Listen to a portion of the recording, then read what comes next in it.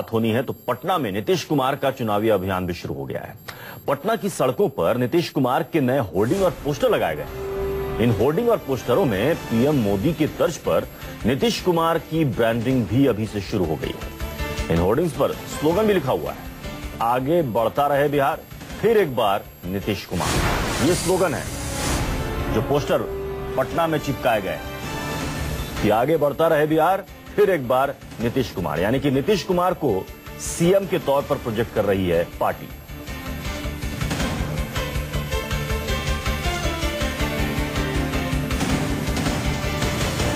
लोकसभा चुनाव में नरेंद्र मोदी के लिए चुनावी स्लोगन तैयार करने वाले, कैंपेन करने वाले प्रशांत किशोर ने नीतीश कुमार के साथ आते ही अपना काम करना शुरू कर दिया है। पटना के इनकम टैक्स चौराहे पर आप देख सकते हैं, ये जो बड़ा होर्डिंग लगा हुआ है, ये उसी प्रशांत किशोर की कल्पना के एक नमूना है, जहां पर आप देख सकते हैं कि स्लोगन लिखा गया, आगे बढ़ता रहे बिहार। वाले प्रशांत किशोर ने नीतीश कुमार के साथ आते ही अपना काम करना शुरू कर दिया है। पटना के इनकम टैक्स चौराहे पर आप देख सकते हैं, ये जो बड़ा होर्डिंग लगा हुआ है, ये उसी प्रशांत किशोर की कल्पना के एक नमूना है, जहां पर आप देख सकते हैं कि स्लोगन लिखा गया, आगे बढ़ता रहे बिहार, फिर एक बार नीतीश कुमार। इस बैनर में एक नंबर भी दिया गया है, आप देख सकते हैं, जिसमें जुड़ने के लिए कहा जा रहा है। हालांकि भी जिस तरीके से विलय और गठबंधन को लेकर सस्पेंस बरकरार है, इसमें सहयोगी दलों का भी ध्यान रखा गया है। इसमें सिर्फ नीतीश कुमार का चेहरा इस्तेमाल किया गया है और जो नंबर दिया गया है वो नीतीश कुमार से जुड़ने के लिए किया गया है। अब देखना यह दिलचस्प होगा कि प्रशांत किशोर का यह अभियान लोकसभा में भले ही नरेंद्र मोदी के लिए तुरुप का पत्ता साबित हुआ है, लेकिन बिहार में नीतीश कुमार के लिए कितना सही साबित होता है। कैमरामैन श्रीनाथ के साथ अमिताभ ओझा, पटना न्यूज़ 24। और ज्यादा इस वक्त न्यूज रूम से हमारे एसोसिएट एडिटर राजीव रंजन इस वक्त जुड़ रहे हैं। राजीव, असल पेच कहां फंसा है, सीटों के बंटवारे को लेकर या सीएम की उम्मीदवारी को लेकर?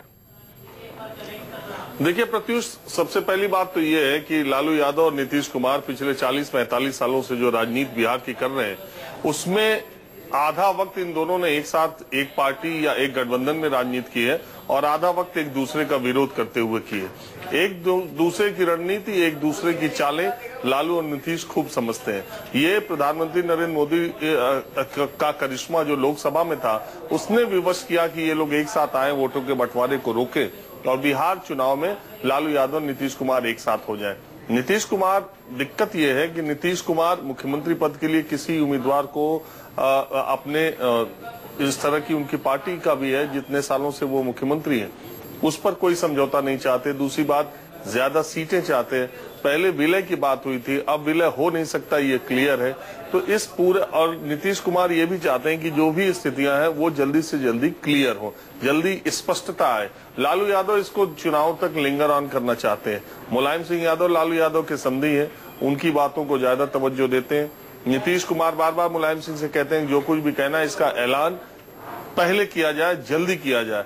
शरद यादव का दबाव इस पर होता है कि गठबंधन होना चाहिए और इसको भी पहले करना चाहिए। नीतीश कुमार जानते हैं कि अगर दोनों अलग अलग लड़े तो वोटों का बंटवारा होगा और इसका नुकसान हो सकता है। राजद ये जानता है कि नीतीश कुमार, लालू यादव ये जानते हैं कि अगर नीतीश कुमार अकेले गए तो उनको नुकसान हो सकता होगा। हम उनकी मजबूरी है, लिहाजा पूरा ज्यादा से ज्यादा फायदा लिया जा सके 10 सालों में बिहार की राजनीति में जो हाशिए पर है। दूसरी तरफ प्रत्युष, अब इस पूरे जो जनता परिवार के विलय की बात थी, जो बाकी 3 दल थे उनका कहीं कोई इंटरेस्ट नहीं है, न समाजवादी पार्टी का न कुछ। इस बीच आज 3 बजे बैठक है, नीतीश कुमार आ चुके हैं, लालू यादव 8:30 बजे पटना से चल के दिल्ली के लिए रवाना हुए। और राजीव, बिहार की जाति समीकरण को देखते हुए दोनों कहीं ना कहीं एक दूसरे की मजबूरी है और ये बात दोनों अच्छी तरीके से समझ भी रहे हैं। जब आरजेडी के उपाध्यक्ष रघुवंश प्रसाद सिंह ये बात कहते हैं कि कोई तीसरा भी नेता सीएम पद का उम्मीदवार हो सकता है, तो क्या उनके कहने का मतलब क्या निकाला जाए? बिल्कुल यही दबाव की रणनीति है और यही बात है कि नीतीश कुमार अपने आप को इस गठबंधन दल का नेता न समझे, इस गठबंधन दल के 2 नेताओं में से एक अपने आप को समझे। इन दोनों की स्थिति एक है, लेकिन जमीनी स्तर पर भी प्रत्युष दोनों पार्टियों को बहुत दिक्कत है।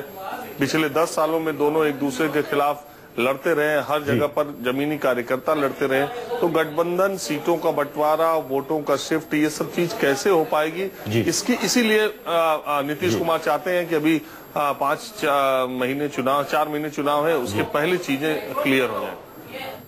चलिए, बहुत बहुत शुक्रिया राजीव हमारे साथ जुड़ने के लिए। और देखिए, ये तस्वीरें आप देख रहे हैं, राहुल गांधी के आवास पर पहुंचे हैं नीतीश कुमार।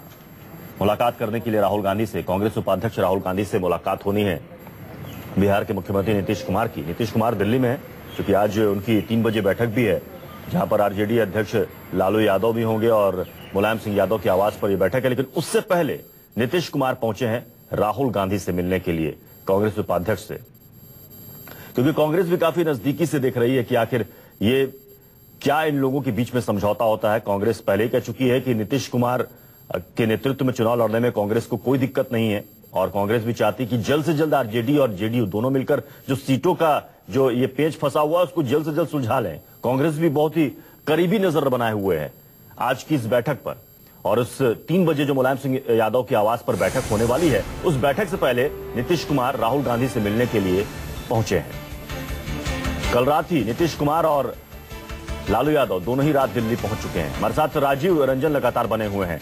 राजीव, कांग्रेस भी काफी करीब से नजर बनाए हुए है इस पूरे घटनाक्रम पर, और कहा जा रहा है कि कांग्रेस भी एक तरीके से आरजेडी पर दबाव बनाने की कोशिश कर रही है कि जल्द से जल्द आप तय कर लीजिए कि नीतीश कुमार के नेतृत्व में आपको लड़ना है या नहीं लड़ना है। देखिए, बिहार के चुनाव की दृष्टि से ये बहुत बड़ी खबर है कि मुख्यमंत्री नीतीश कुमार जनता परिवार की बैठक से पहले राहुल गांधी से मिलने गए। ये अपने आप में छोटी घटना नहीं है। राहुल गांधी ने हमेशा जब यूपीए से बाहर थे नीतीश कुमार, तब भी उनकी तारीफ की है और हमेशा कहते थे कि नीतीश कुमार एक अच्छे नेता हैं, एक अच्छे मुख्यमंत्री हैं, वो अच्छा काम कर रहे हैं। और ऐसी स्थिति में जब 3 बजे लालू यादव से मुलाकात होनी है, मुलायम सिंह यादव से मुलाकात होनी है, गठबंधन पर बात होनी है, नीतीश कुमार सुबह ही सुबह राहुल गांधी के यहाँ पहुंच गए। ये सीधे सीधे दबाव बनाने की रणनीति है जनता परिवार पर नीतीश कुमार की कि आपको हमारे साथ आना है तो आइए, नहीं तो कांग्रेस के साथ हमारी गलबहियां जारी है। और इस तरह से अगर राहुल गांधी नीतीश कुमार की मुलाकात होती है तो ऐसा नहीं है कि all of sudden Nitish Kumar आज आए होंगे, उन्होंने फोन किया होगा और चले गए होंगे। इसकी रणनीति, इसकी बिसातें बहुत पहले से बिछ रही हैं। और मैंने जैसे पहले कहा कि नीतीश और लालू दोनों एक दूसरे की राजनीति को इतने ज्यादा दिनों से जानते हैं, एक दूसरे को इतना ज्यादा जानते हैं कि दोनों शहमात का खेल खेल रहे हैं। बात सिर्फ इतनी है कि नीतीश कुमार अपने नाम पर, अपनी पार्टी को ज्यादा सीटों देने के नाम पर लालू यादव के सामने झुकने वाले नहीं है। और लालू यादव को ऐसा लगता है कि ये मौका ऐसा है जिसमें बिहार की राजनीति में अपनी पार्टी के महत्व को बढ़ाया जा सके, इसलिए वो गठबंधन या विलय तो होने वाला नहीं, उस गठबंधन को लिंगर ऑन करना चाहते हैं और नीतीश कुमार को जल्दी। राजीव, कहा यह भी जा रहा है कि आज लालू यादव की सोनिया गांधी से भी मुलाकात हो सकती है इस मसले पर। देखिए, इस तरह के संकेत, इस तरह की खबरें आ रही हैं कि लालू यादव कांग्रेस अध्यक्ष सोनिया गांधी से मिल सकते हैं, लेकिन उससे पहले ही अगर राहुल गांधी से मुलाकात हो रही है, आपको मालूम है कि आरजेडी को लेकर के राहुल गांधी कभी इतने ज्यादा उत्साहित नहीं रहे। और राजीव, आपको रोकना चाहूंगा, हमारे साथ इस वक्त आरजेडी के प्रवक्ता मनोज झा हमारे साथ इस वक्त जुड़ चुके हैं। मनोज जी, सवाल आखिर वही है कि आखिर पेच कहां फंसा हुआ? आज जो मीटिंग होने वाली 3 बजे मुलायम सिंह यादव के आवास पर, क्या सारा कुछ सुलझ जाएगा वहां पर? सीटों का बंटवारा, सीएम पद की उम्मीदवारी? अगर मैं कहूंगा तो आप कहेंगे कि मैं बहुत ही प्रवक्ता के अंदाज से घुमाने के लिए कह रहा हूं। कुछ भी उलझा हुआ था ही नहीं, इसलिए सुलझने की बात। असल में क्या होता है कि मीडिया के ही कुछ साथी मतभेद भी करा देते हैं और फिर मतभेद सुलझा भी देते हैं। बताऊं कि ये जो बीते दिनों में मीटिंग्स चल रही थी, आज उसी की एक उसकी महत्वपूर्ण उसकी कड़ी है। आज की किसी भी विषय पे देखिए, सहमति हमसे कोई हमारे कार्यक्रम नहीं पूछ रहा है। कई सारे मुद्दे हैं जो कार्यक्रम के हैं, शिक्षा, रोजगार, हेल्थ, जिसके लिए हम एक वैकल्पिक दर्शन लाना चाह रहे हैं। मनोज जी, आप लोग तो यही कह रहे हैं कि हम जनता परिवार एक साथ मिलकर चुनाव लड़ेंगे, लेकिन सवाल है कि चुनाव लड़ेंगे किसके नेतृत्व में लड़ेंगे? जेडीयू ने तो देखिए पटना में पोस्टर भी चिपका दिए वहां पर। नीतीश कुमार आज राहुल गांधी से मिलने पहुंच भी गए हैं दिल्ली में। जदयू के नेता हैं नीतीश कुमार जी, इसमें और हम उनकी सरकार का समर्थन कर रहे हैं, इसमें भी कोई हमारा विरोध नहीं है।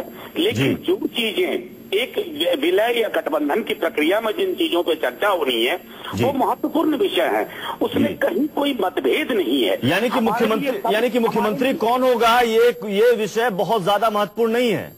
बिल्कुल नहीं है। और मैं किसके नेतृत्व में चुनाव लड़ा जाएगा, ये भी विषय महत्वपूर्ण नहीं है। एकदम नहीं। और आप मेरी बात और सुन लीजिए, व्यक्ति केंद्रित अगर हम पूरा विमर्श कर देते हैं तो या तो मोदी जी होते हैं या अरविंद केजरीवाल होते हैं। तो व्यक्ति केंद्रित विमर्श से हम बचना चाहते हैं। मनोज जी, अगर आपकी बात को मैं मानूं तो अब्दुल बारी सिद्दीकी ये क्यों कह रहे हैं कि जब जीतन राम मांझी सीएम बन सकते हैं तो मैं क्यों नहीं बन सकता? रघुवंश प्रसाद सिंह ये कहते हैं कि दोनों दलों में से छोड़कर तीसरा नेता भी मुख्यमंत्री पद का उम्मीदवार हो सकता है। क्या मतलब निकालें? अच्छा, आप एक बात बताइए, क्या किसी डेमोक्रेटिक पार्टी में एक गैग ऑर्डर पर ये लोग बयान दें? हर व्यक्ति बयान देने को स्वतंत्र है, लेकिन शीर्ष नेतृत्व तय करेगा कि मुद्दों पर राय और सहमति किस प्रकार विकसित की जाए। जी मनोज जी, हमारे साथ हमारे एसोसिएट एडिटर राजीव रंजन भी जुड़े हुए हैं। राजीव, आपसे कुछ सवाल पूछना चाहते हैं। राजीव। मनोज जी, मैं सिर्फ एक सवाल पूछना चाहता हूं कि क्या कांग्रेस की बिहार में इतनी अभी स्थिति है कि जितनी नीतीश कुमार या लालू उसको तवज्जो दे रहे हैं, या इसमें बात कुछ और है, सिर्फ आम ट्विस्टिंग के लिए ये सब दिखाया जा रहा है? देखिए, एक बात तो स्पष्ट माने हम कि जो भी विकल्प बनेगा राष्ट्रीय स्तर पर, और वो विकल्प जो बनेगा, अगर हम दक्षिण पंथ के खिलाफ एक साझा मोर्चे की बात करते हैं तो हम इस बात को भी इनकार नहीं कर सकते कि कांग्रेस एक महत्वपूर्ण भूमिका में है।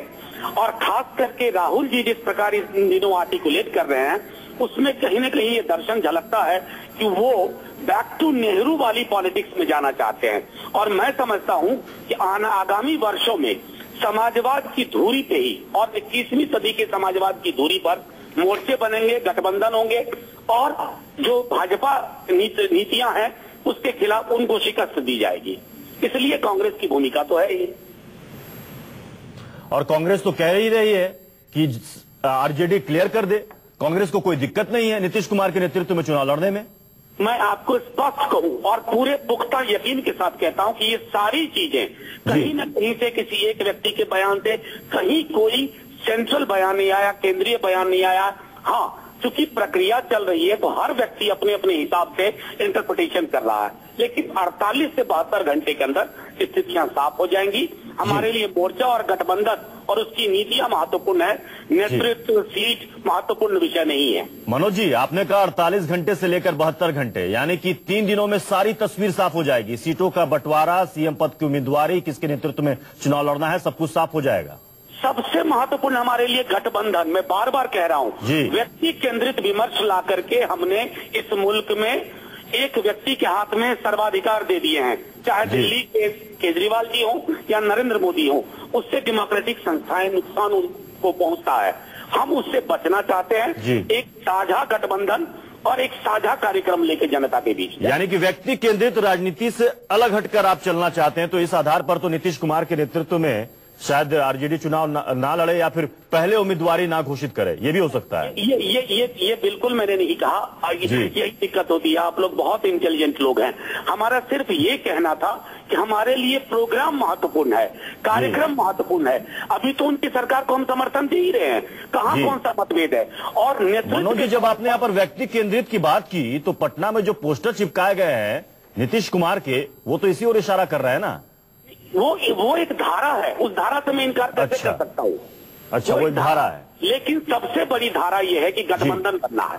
एक विलय की प्रक्रिया में आगे बढ़ चुके हैं और एक साझा कार्यक्रम लेके, लोकोन्मुख कार्यक्रम लेकर के आएंगे, जिसकी चर्चा आजकल इस मुल्क में नहीं होती है। चलिए, बहुत बहुत शुक्रिया मनोज जी हमारे साथ जुड़ने के लिए। राजीव, आपका भी बहुत बहुत शुक्रिया हमारे साथ जुड़ने के लिए। तो मनोज झा जी, आरजेडी के प्रवक्ता, इन्होंने बड़ी बात यह कही है कि 48 घंटे से 72 घंटे के बीच सारा मसला सुलझ जाएगा। जनता परिवार ने कहा कि जो विलय है वो हमारे लिए सबसे ज्यादा महत्वपूर्ण है। सीटों को लेकर बातचीत होगी, नेतृत्व को लेकर ये जो विषय है ये महत्वपूर्ण नहीं है। 48 घंटे से 72 घंटे यानी कि 3 दिनों में सारी तस्वीर साफ हो जाएगी इनके मुताबिक। एक छोटा सा ब्रेक, बने रहिए न्यूज़ 24 के साथ।